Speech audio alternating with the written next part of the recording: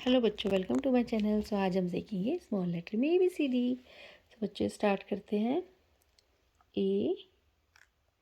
A for aeroplane. B for butterfly. C for cat. D for dog. E for elephant. F for fish. G for girl. H for house. I for ice cream. J for joker. K for kite. L for lion. M for monkey. N for nose. O for owl. P for piano. Q for queen. R for ring. S for strawberry. T for tomato.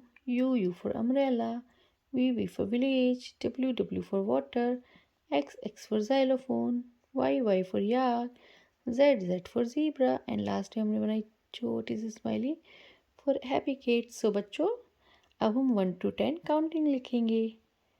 1 2 3 4 5 6 7 8 9 10। सो बच्चों आज हमने ABCD, EFG, HIJKLMNOP, QRSTUVWXYZ। Now I know my ABC। हमने ABCD लिखा और हमने 1 2 3 4 5 6 7 8 9 10 counting लिखी। सो बच्चों को वीडियो पसंद आई तो please subscribe my channel and like my video. मिलते हैं next video. Till then bye.